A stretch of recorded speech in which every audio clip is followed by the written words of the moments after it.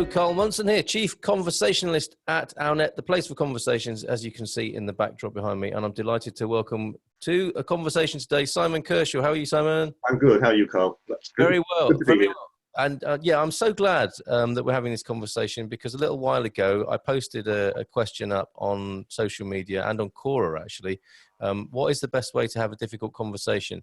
And just so I can make that really clear, because somebody answered the question by saying, be really aggressive and find fault with the person you're speaking to. And I thought, hold on a minute. That sounds really weird. And then he interpreted my question literally. That is the best way to have a difficult conversation. But what I'm getting at here, for the purposes of this conversation, is what is the best way to approach those conversations which we find difficult? That's a much better way, and I think a more specific way of putting it, because I think we all know how to create and bring about a difficult conversation. But how do we? Another way of putting it might be, how do we go into those places, spaces conversationally that we would rather not? I suppose that's another way of putting it. I think I put it slightly differently, which is, what is the result you want to happen as a consequence of the conversation? Yes. What is the outcome you want? Yes. Therefore, how do you approach the conversation in a way that increases the prospects that you'll get to the place you want to be at the end of it? Already. So some value from you already, Simon. Thank you for that. And I think before we go any further, it would be really useful to put you into context. And for me, it's simple. I'm the chief conversationalist at OurNet, and I love talking to people, and I love, communication, conversation, context, discussing those things. You are a heavyweight, I think, in the world of dealing with difficult situations from your corporate background. Is that a fair assessment? That sounds grandiose, but yes, I'll sign up to that. I've got 45 odd years working in both public and private sector in challenging environments. Yes. Leading big projects, leading big teams, leading complicated supply chains with very many parts, and trying to find ways of communicating in a way that gets to where you want to be, that doesn't leave a trail of wreckage behind it. So the example you gave just now of being obnoxious and shouty might get you where you want to be in the short term. Yes. But it certainly won't get you to where you want to be in the long term. Yeah. And so do you want to do something for now, or do you want to actually build relationships and build ways of getting on with people that are going to survive into the future and pay back dividends later as well? Yeah. And I think, do you want to do anything at all? Because that's one of the key issues for me here, is that people would rather not have these conversations. And invariably, a kind of aphorism that I've chanced upon recently is, whilst speaking out is difficult, not speaking out is worse. Because, you can't always guarantee you're going to get a good result, but it's often much worse to not say anything at all, because that just eats away at you, and the situations you find yourself in tend to deteriorate as a result. It is a balance. If you're not quite sure what to do, then sometimes the answer is, now is not the time. Maybe doing nothing is a valid choice at times. But if you need to do something and you avoid doing it, then that will lead to anxiety. Yeah. And we all know that, don't we? We've all felt that, I think. And it's the first thing to do. The first thing is dealing with that anxiety, and in yourself working out what the best approach is, because that will eat away at you, as well as whatever the need for the conversation is eating away at the dynamic of the group you're working or talking with, or working or the problem you're trying to solve. Yes. Yeah. So it's thinking through, and it's a little bit of planning and preparation is always a good thing. Mm-hmm. As well, before you embark upon any form of challenge. So know what you want to get out of it, as I've said before, and plan your approach to increase the chances. You can never be sure how people are going to react to anything. Yes. But an approach that will maximise the chances of the best possible outcome seems to me to be generally the best. All right, and it's interesting that you use the word challenge there, because I think that's useful in all sorts of ways. Because whilst we might see, and actually before I go any further, let me just say, if anyone who's watching or listening wants to put a scenario here that would give us a useful case study, please do that. Or a conversation you're avoiding, a conversation you'd wished you'd had, because I think that is a major anxiety and upset for people when you can't express yourself, That is really difficult for people. But so do share that with us, and we'll endeavour to offer some hope and light with any luck. So But the principles here, Carl, apply obviously, in a workplace environment where somebody needs to be told they're not performing, for example, or a boss needs to be told he's being a bully, for example. But it can apply equally in any other scenario. It can apply in a social dynamic. Someone who's winding people up in the pub. It can apply in a relationship. How do you say something to somebody close to you that they might not receive well? Yeah. So this what we're talking about here applies in any context of having a conversation with somebody. Yes, I have to say, from my own experience, I would, having been encouraged to have these difficult conversations take place, it's always worked out for the best, even though it's been hideous at times. In the process, it might be really awkward, but it's usually. I mean, there are all sorts of cliches in our culture, aren't there, about clearing the air and better out than in, and all these sorts of things. And I think we would generally agree as a culture that it is better to have the difficult conversations, to approach things we would rather not, because long term it's the best strategy. But still, what do you think it is about human beings that makes them not do it? Fear, probably. Yeah. Uncertainty. I mean, we do tend to, lots of people, no, careful. Some people like to try to avoid confrontation. Other people thrive on confrontation. So the people who thrive on confrontation will speak up and will adopt the strategy that you gave at the beginning in large measure. The people who dislike confrontation may simply try to avoid having the conversation they need to have because they don't know how to deal with any confrontation that might arise because of it. Yeah. Or inevitably will arise within it, and not having thought through how to deal with that or prepare themselves for having their own strength and confidence to be ready for it. Yes. Now, from your own experience then, you named a few scenarios there, which it sounds like you might have dealt with on a personal basis, about having to manage staff, and maybe, this is upwards and downwards, as it were, in the pecking order of things. I'll give you a random example. Please do. I've just come back from spending 12 days and spending 5 days at sea on a 45-foot boat with 12 people, 12 blokes, most of whom I'd never met before, all of whom had a lot of testosterone because we were trying to compete a 750-mile race around the Caribbean. What were you thinking? And what were they all thinking as well? And with sailors, of course, there's no one way to do something. There's always, in the case of 12 blokes, there's probably 14 different ways to do it, and 14 different opinions being expressed. We have to do this, and then we have to do it that way. And actually, this was an example where, with very, very few exceptions, because the common objective was to maintain harmony and not have to throw anybody overboard and to get around the race, everybody behaved properly. It may not in the way that, what I mean by properly, I mean in terms of being tolerant and respectful, and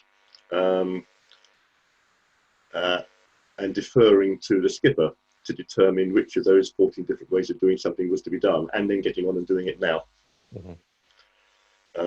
But there were a couple of times when individuals had to be quite politely told, I might say, or persuasively told to shut the F up for a minute. In the heat of the moment. And was there a debrief? Yes. That's important, isn't it? Yes. And actually, we were lucky. We had the skipper was actually naturally very good at this sort of stuff. He's a natural born leader. Could say more about that then. So what would be the difference between somebody who you would say is good at that and a natural born leader and somebody who isn't? What did they do? Empathy.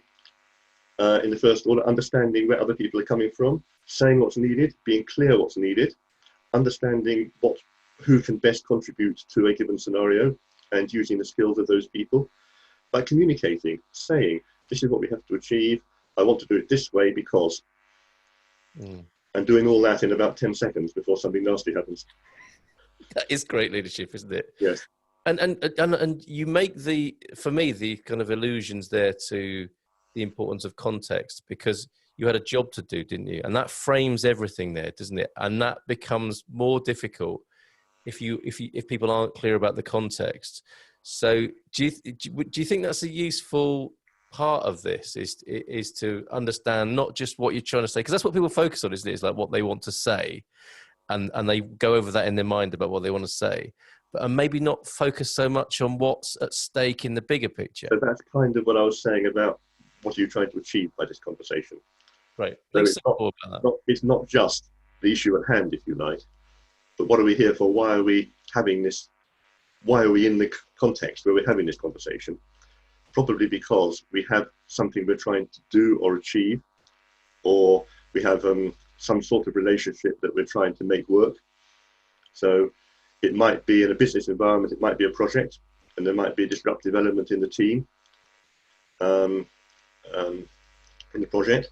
In a social environment, it might be somebody who, how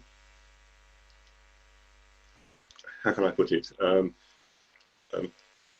wants to plough his own furrow when others want to go a different way. May be over opinionated, may not be a listener when listening is required, to learn from other people. In a relationship issue, it can be about trying to explain something in a way in which you can be yourself and explain what it is that's on your mind, but being respectful of the feelings of the other person or people, and trying to do that in a way that will not cause pain or aggravation to them. Yes. Or unnecessary pain or aggravation to them.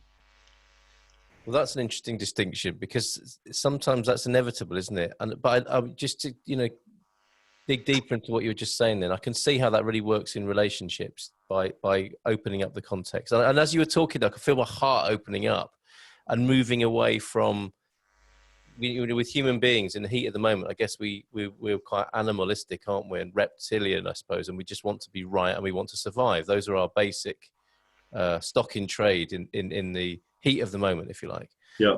And then with our other capabilities, our sort of more empathic, compassionate capabilities, what came to mind while you were talking there is, like, if you're in a relationship and you've got something you want to say that you think might be not heard well by your partner, saying, look, I love this relationship. I love you. I want this to work. And there's this thing. Yes. If they've heard the first bit, they hear that in an entirely different way, don't they? To like, could you just stop eating with your mouth open, please? It's just an all-out attack or something like that. For example. Please stop rushing that crisp packet and trying to watch the television. Those things, and it can be such a massive difference, can't it, between like feeling got at, feeling attacked, and that little bit of a preface before that just sets the scene in a loving and compassionate way. And I'm guessing that can occur everywhere, can't it? Maybe that's what's missing in our bigger relationships in the world. I think that's probably true. I think there's a great tendency to tackle only the microcosm of the issue at hand, if you like, and not to look at the bigger picture, the frame of how much does this relationship matter. Are we simply trying to solve the current quandary, or are we trying to work towards something a lot bigger that this is a small part of? That's important. It's important in a much bigger scale to get this right, to find a way of rubbing along with each other in a much more comfortable way. Yeah. And so we've touched on a couple of things then. I'm sure there's more for you to share, in terms of set the scene, get an idea of the outcome you want. So we're in a kind of, we're reflecting on it, aren't we? We're considering it beforehand. It's not the thing. One of the tendencies, I suppose, with a difficult conversation is like, I'm just going to burst in there and say what I got to say. And what you seem to be saying is, okay, hold on. Before you do that, because there does have to be that moment, doesn't there? Everything takes place in time and a situation, and it can be a bit nervy. But I love your advice so far, which is, like, hold on a minute. What is it you're trying to achieve? What's the bigger picture here? What is the context for us collectively? What else have you got up your sleeve before you burst in? exactly. So, or not bursting. so as a slight tangent to the conversation, just another scene setter. Are you familiar with Marshall Rosenberg and non-violent communications? Yeah, I love it. I Yeah. really love it. Yeah. So we're very much in that territory as well. Okay. Say more for people who might not be. Okay, so Marshall Rosenberg is I'm not sure what his background is. He's a psychologist. I'm not sure, but he's written books. He's made a career out of professing the advantages of communicating in a way which doesn't express violence directly or indirectly, which contains compassion and empathy in conversation. It doesn't mean you don't say the things that need to be said, but it means that you say them with those qualities, and in a way in which they're more likely to be received in a more positive way, if you like. So it's really about trying to have an effective strategy for having a conversation that has a happy outcome. Yeah. And if I remember it right, it's about owning your stuff as well, isn't it, with him? Absolutely. It's about an acknowledgement of human needs. Yes. So you draw people into your need, don't you, rather than making a demand or seeming demanding. Because it could be read like that, So if you and I are talking and I say, look, Simon, I've got a need for knowing what's going to happen in this conversation. I'm a bit anxious about it. And then again, I'm setting a context, aren't I? And then as I understand, as I recall from nonviolent communication, having expressed the need, you can then make a request based on that. And you're making it in a fruitful environment, aren't you? You're not sounding needy or demanding. You're saying that I'm owning that. I'm a bit nervous or anxious about this conversation. Do you think it'd help me by giving me some bullet points about what we might talk about, for example? I think it's also about remaining fully present in the conversation. Okay. So I think maybe sometimes when a conversation drifts into abuse or violence, then at least one of the participants has probably lost their full presence in the conversation, and has resorted to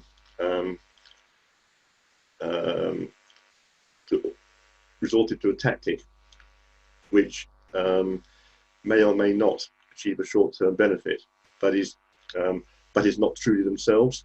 Yeah. And that presence, maintaining your own, displaying your own full presence, has a power when you're in a conversation with somebody. Yeah. It draws people in. It may mean you need to be a little vulnerable, which in this sort of scenario can be difficult. But again, I come back to my earlier point that if you're prepared for it and you're confident in yourself and in what you need to say and why you need to say it, and actually sometimes you may need to have some evidence. So if you take an example that you need to take a work environment, for example, and it could be either boss needs to tell employee that work's not good enough, or employee needs to tell boss that behavior is bad. And that conversation is only going to go well if it is done in a non-emotional way, backed by facts and evidence and examples, and then explained in a way. If it's this is the result I want from you, what help do you need in order that you can get there, or boss, your behaviour to me is counterproductive for the following reasons. If you could talk to me or direct me in this way, then I could do much better for you. Wow, what an invitation. That's amazing. That's amazing. I want to ask you more about this, emotion at work, because people have been encouraged over the last few years to be emotionally intelligent, haven't they? Rather than just do this, do that. This is a rational place of work. We don't talk about our emotions. But I think it's about getting things in the right balance, in the right place, isn't it? It's like, if you can be emotional.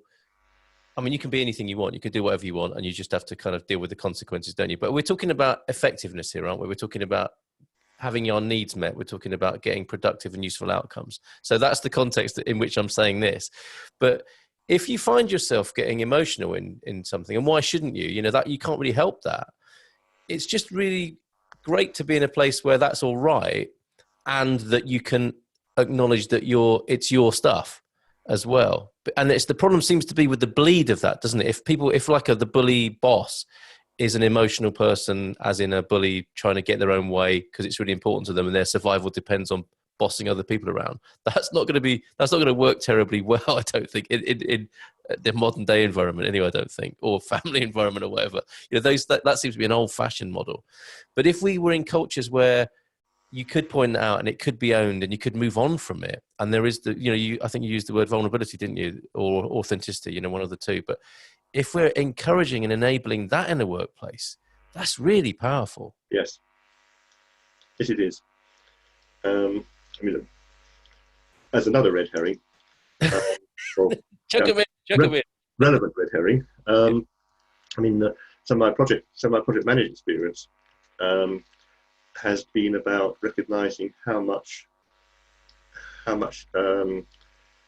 intellectual effort, which of course equals time, which of course equals money on the bottom line, wasted in unnecessarily aggressive conversation. And there's some interesting figures actually that in a given project in the UK, across an average, something like 60% of the available effort is actually non-productive because it's having conversations in the wrong way, or that don't need to be had, or are about ego as opposed to what we're trying to achieve. Yeah. And being able to have those conversations in a way which are entirely focused upon who needs to do what to get to the end game can be remarkably, being hugely beneficial. Yeah. I mean, you shared that statistic with me before, and I know it's the work you do, and I recommend anyone who's interested, who's prepared to take that risk in an organization, to get in touch with Simon and have him, I don't know what you do, like analyze or unpack or make the relationships more efficient in organization. But it just seems to be so important, not just in organizations, but in, if you look back on your life and it was 60% of it was wasted in aggression or passive aggression or not being direct because you feared the consequences. What a waste that is of life.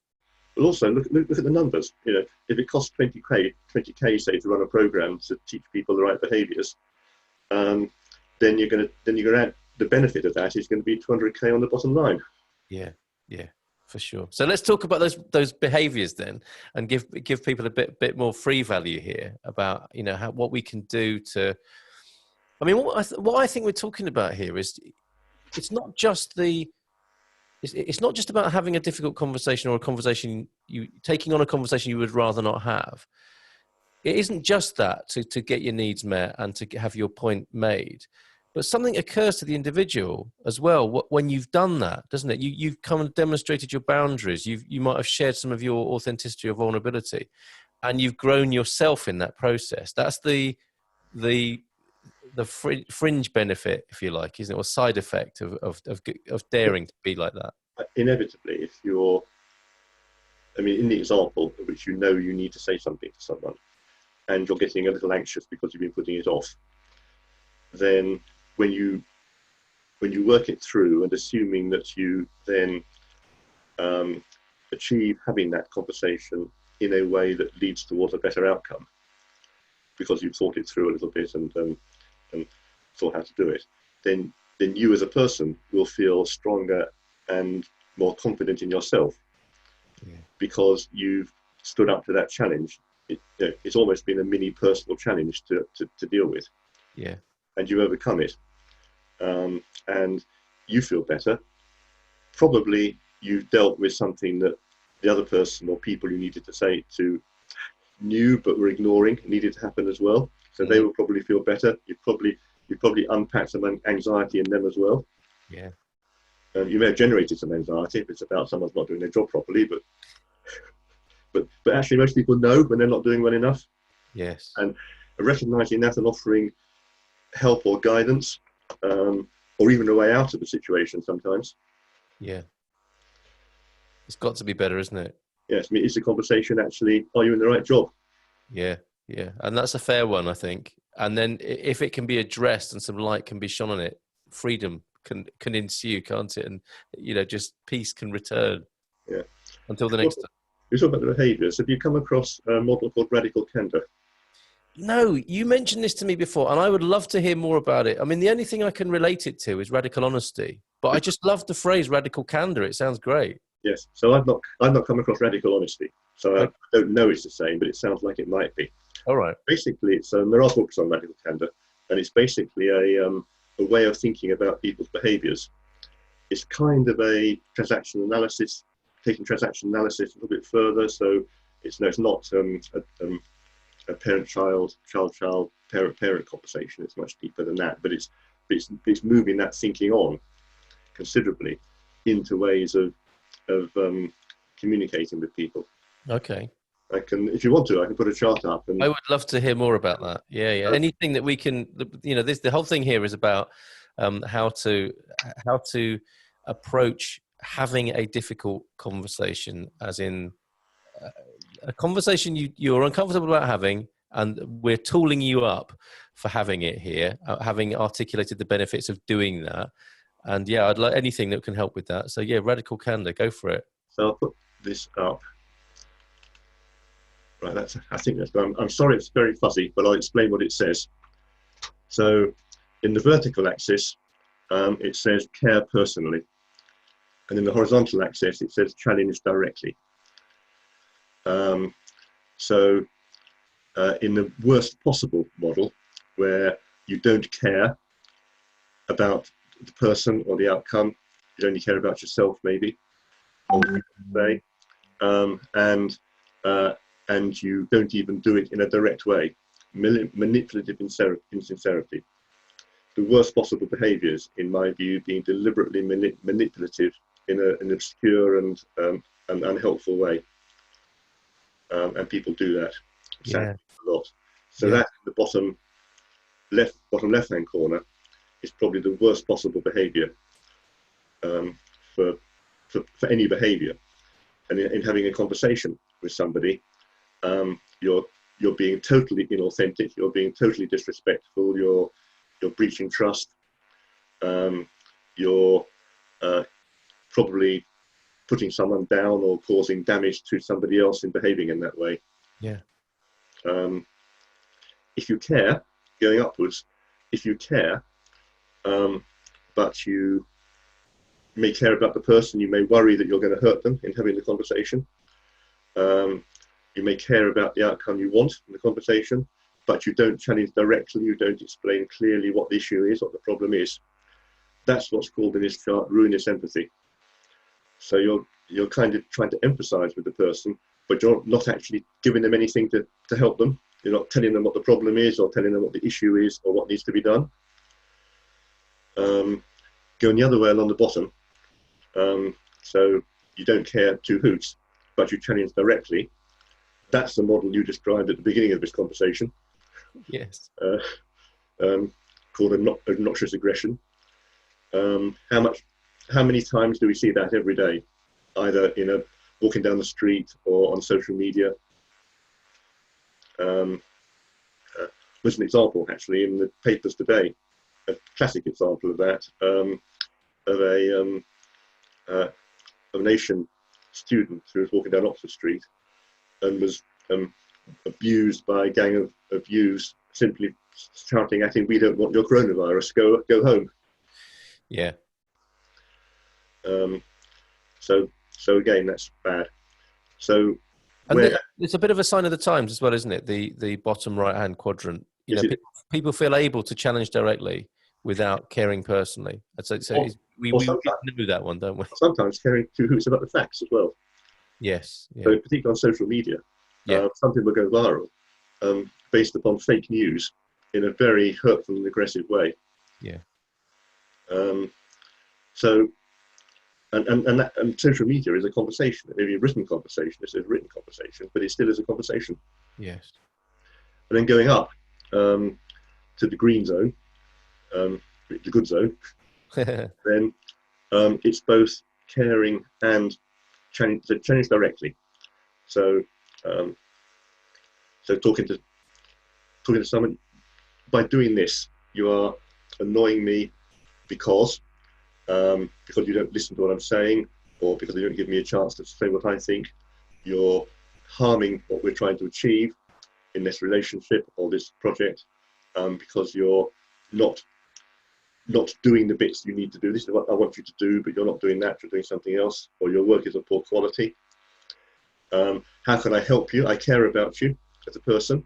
I want to help you to overcome this. And so let's find a way to do that. But if we can't do that, then maybe we have to have a different conversation about whether or not life would be better for you if we found you somewhere else to be, that you can use your skills better.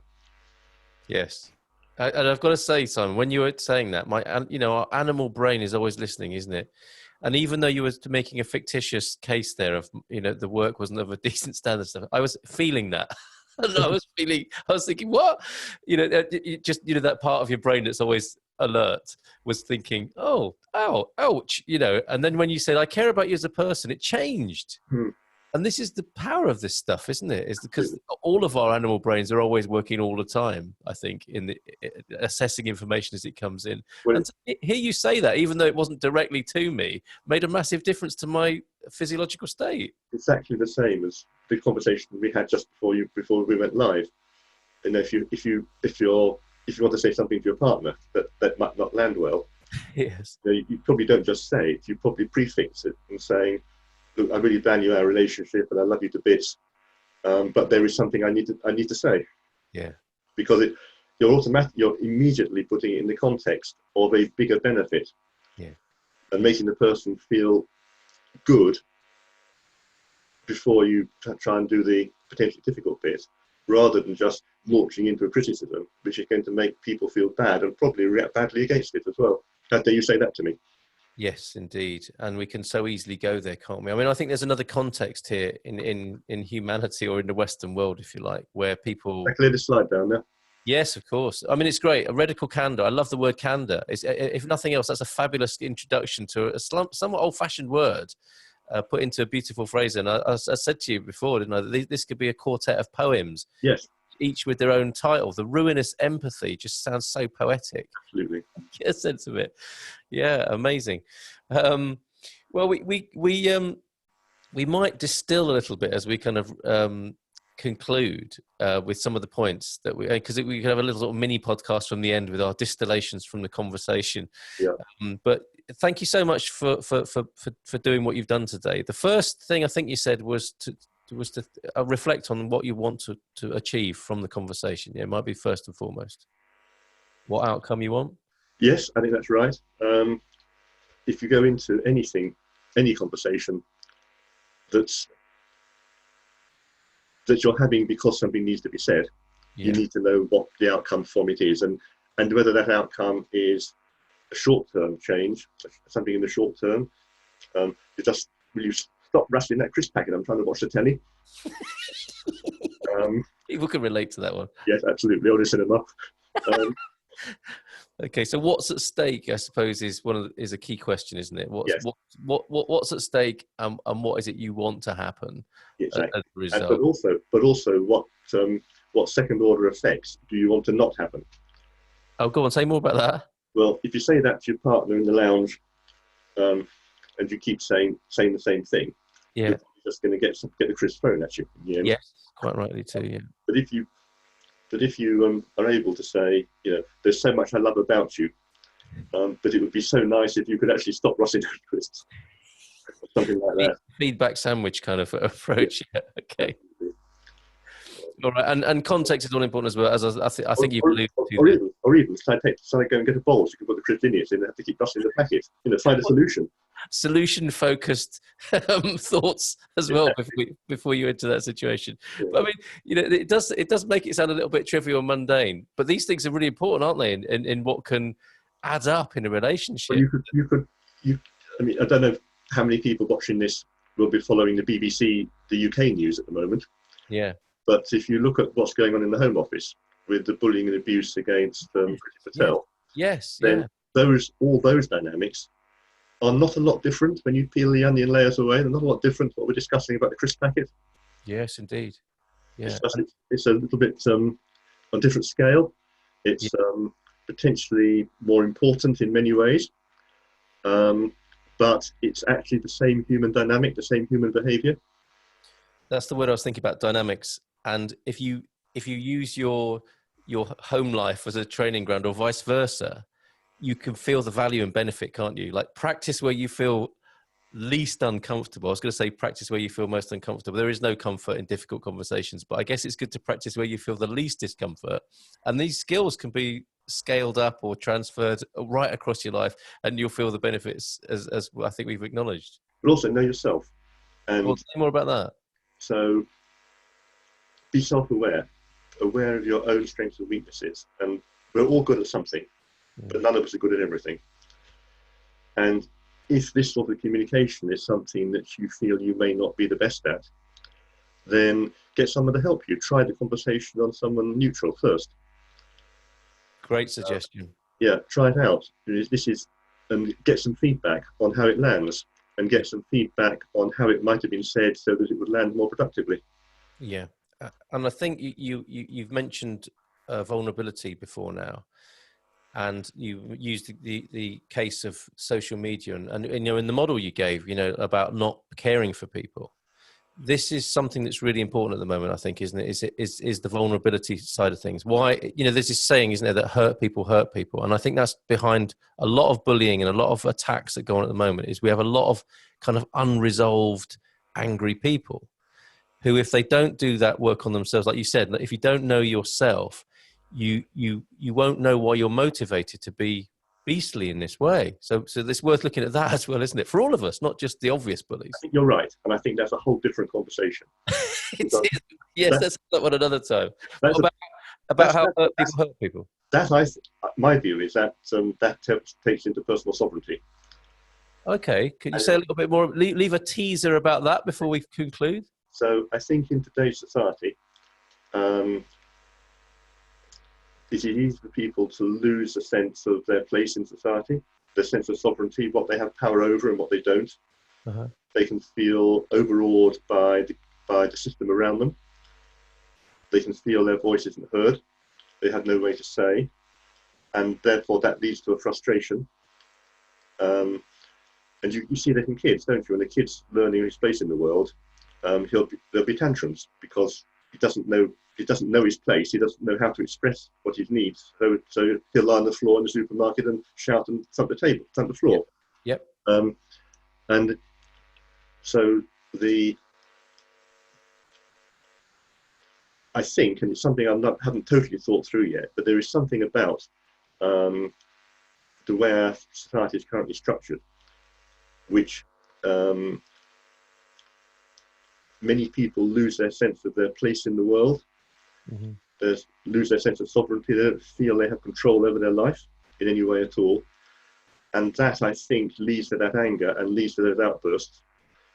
Because back to the topic of this conversation, because it's a conversation that person wants to have, but doesn't know how to have it in a constructive way, doesn't know who to talk to or how to have that conversation with a group of people who might actually be able to come together in a positive way and make a real change for how conversation happens, how the dynamic conversation actually happens.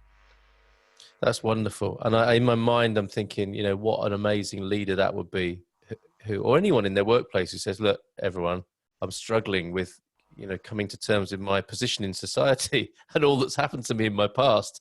And that's what's informing how I am. How about we have a culture where, you know, like, you know, in the aviation industry, like a no blame culture, we're all traumatized, aren't we, to some degree from our past. We're all, as you say, coming to terms with our own sovereignty within the society we live in. That's going to make us behave in certain ways. And if we were in a culture where we could say, I think that's what happened there, and everyone was accepting of that, that would be amazing. It may be another slight red herring, but I can give you a very concrete example of that. Please. So we're going back now probably 20 plus years. And I won't say which company it was, but there was a company on the south coast making radio equipment, which would give 2 or 3 choices for people to guess. Okay. The factory culture was, if you spot a problem in the project or the manufacture and you speak up, you are likely to be blamed for that problem. Right, yeah. So guess what? everything ran late, nothing worked, and output quality was abysmal. Yes, I can imagine. With a little prodding from their client, and a visionary leader, change of leadership in the helm there, that was transformed into over 6 months or so, into a culture where somebody who identified a problem, this is going to be late because this technical solution doesn't work, we haven't got enough widgets to put it together, what have you, they would be rewarded for that, even if it was not their part of the work. So someone put their hand up and said, I think we have a problem here. Firstly, they would be heard in a I want to know this way. Yeah. Secondly, if they were right and the problem could be fixed and averted before it became big, they were rewarded with a bonus for doing that. Wow. But more importantly, if subsequently it was found that somebody had been aware of a problem that could have been fixed and saved a delay or saved a performance issue, but had hidden it, then they were then disciplined for that. Wow. That's incredible. 180-degree turn in company culture. And the outcome of that was projects were delivered on cost, on time, and worked. And I imagine it was a great place to work soon after. It became a great place to work. And some of the people who went through that process as part of a bigger program on a bigger project actually will say now that was a life-changing experience for them. Sure. They took with them in their careers forevermore, and are confident that they are in much better places professionally than they would have been had they not been through that experience. And that, to me, Simon, is a perfect example of what a change of context does as well. Because what was a difficult conversation 6 months ago, because you feared being shunned and excluded by your colleagues, and you wouldn't say anything, the change of culture and context meant that you would gladly speak up because the culture and context supported it, and it turned the whole thing around. Incredible.